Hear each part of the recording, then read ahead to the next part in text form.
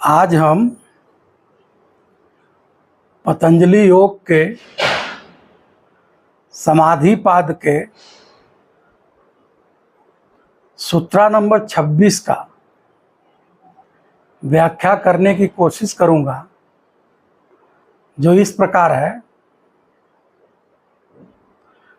तो सूत्रा नंबर 26 है, पूर्वे सामपि गुरु कालेनावच्छेदात्। तो यहाँ पे कुल 5 शब्द आए हुए हैं। पहला शब्द है पूर्वे साम, दूसरा शब्द है अपि, तीसरा है गुरु, चौथा है कालेन, पांचवा है अनवच्छेदात्।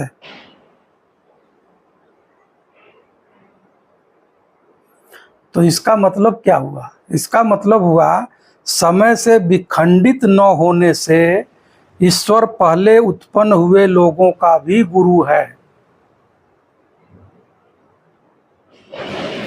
इसके पहले सूत्र में, सूत्रा नंबर 25 में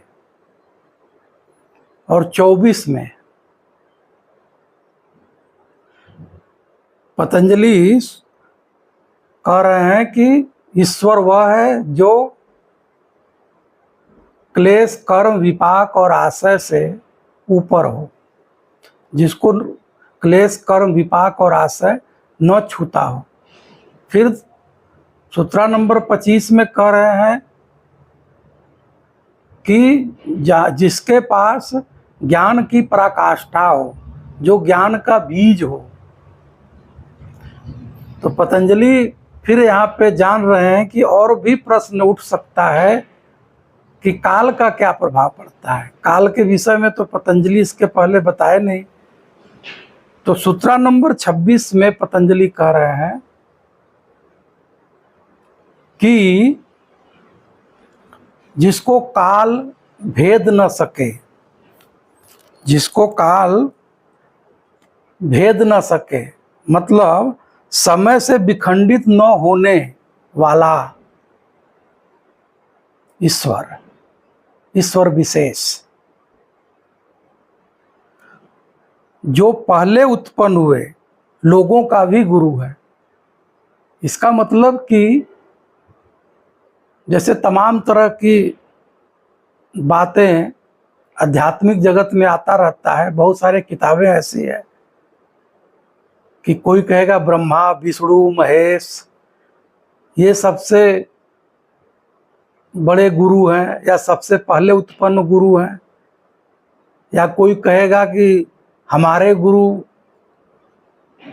सबसे ज्ञानी है या सबसे पहले जन्म लिए थे। तो इस तरह के भ्रम उस समय हो सकता है समाज में रहा होगा, आज भी है। तो पतंजलि इंडिकेट कर रहे हैं कि यहाँ पे कंफ्यूज होने की जरूरत नहीं है।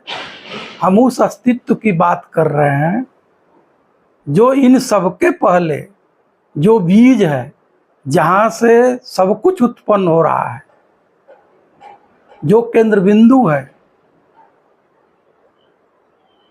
चाहे काल, चाहे गुरु, चाहे वासना, चाहे कुछ भी, जो भी उत्पन्न हुआ है, उसके पहले वो था, वो अतीत है।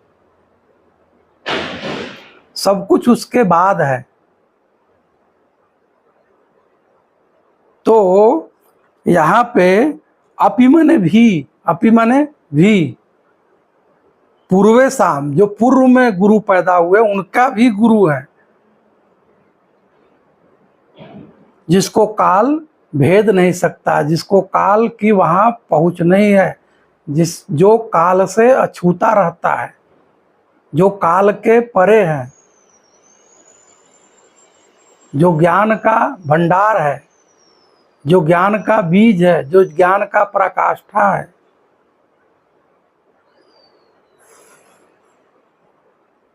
तो पतंजलि इस सूत्र में बस यही कह रहे हैं जिसको काल छूता न हो, और वह गुरुओं का भी गुरु है, ज्ञानियों का भी ज्ञानी है।